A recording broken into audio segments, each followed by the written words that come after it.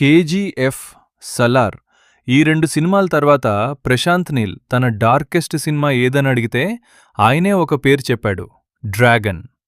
అవును, ఎన్టీఆర్ ప్లస్ ప్రశాంత్ నీల్ కాంబోలో వస్తున్న డ్రాగన్ గురించి బయటకొస్తున్న డీటెయిల్స్ చూస్తుంటే ఇది సాధారణ మాస్ సినిమా కాదనే విషయం క్లియర్గా తెలుస్తోంది. కానీ ఈ సినిమాలో అసలు దాచిన సీక్రెట్ ఏంటి?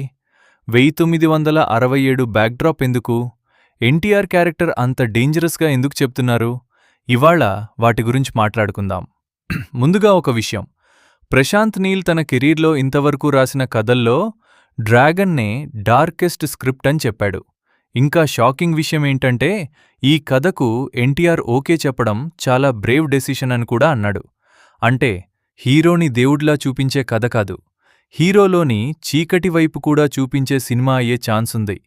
ఇప్పుడసలు మ్యాటర్, డ్రాగన్ కథ 1967 టైం పీరియడ్లో జరుగుతుందని కన్ఫర్మ్ అయింది. కానీ ఎందుకు 1967? ఇదే ఇప్పుడు ఫ్యాన్స్లో పెద్ద డిస్కషన్.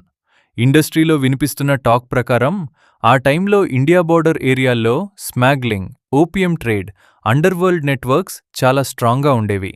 ప్రశాంత్ నీల్ కూడా రియలిస్టిక్ బ్యాక్డ్రాప్పై ఫోకస్ చేస్తున్నట్టు ఇక్కడ drug routes, border wars, underground empire ఉండే అవకాశం ఉంది. టీజర్లో అతని పేరు లూజర్ అని రివీల్ చేశారు, గమనించారా?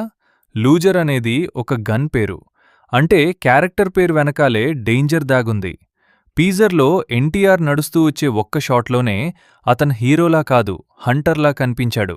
ఇదే కారణంగా చాలామంది ఈ సినిమా ఎన్టీఆర్ కెరీర్లోనే మోస్ట్ వైలెంట్ రోల్ అవుతుందని అంటున్నారు. ఈ సినిమా కోసం ఎన్టీఆర్ ఏం చేశాడో తెలుసా? రిపోర్ట్స్ ప్రకారం 4 నెలల్లో దాదాపు 15 కిలోల బరువు తగ్గాడు. ఆ లుక్ చూసి తన ఫ్యామిలీ కూడా షాక్ అయిందని ప్రశాంత్ నీల్ చెప్పాడు. అంటే ఇది కేవలం మేకోవర్ కాదు, క్యారెక్టర్ కోసం చేసిన పూర్తి ట్రాన్స్ఫర్మేషన్. ఇప్పుడు నా థియరీ చెప్తాను. డ్రాగన్లో ఎన్టీఆర్ ఒక సాధారణ మనిషి కాదు అనిపిస్తోంది.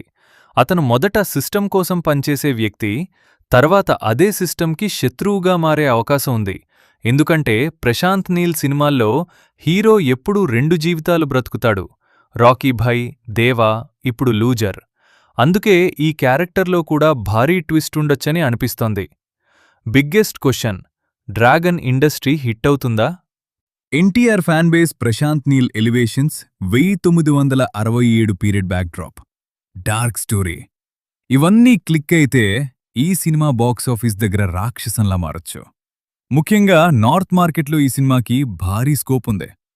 ఒక విషయం మాత్రం క్లియర్, ప్రశాంత్ నీల్ ఈ సినిమాతో సేఫ్ గేమ్ ఆడడం లేదు, అతను రిస్క్ తీసుకుంటున్నాడు. ఎన్టీఆర్ కూడా రిస్క్ తీసుకుంటున్నాడు. అందుకే డ్రాగన్ మీద ఇంత హైప్ ఉంది. మరి మీకేమనిపిస్తోంది? డ్రాగన్ కేజీఎఫ్ రికార్డ్స్ని బ్రేక్ చేస్తుందా, లేక హైప్కి మాత్రమే పరిమితం అవుతుందా? కమెంట్స్లో చెప్పండి.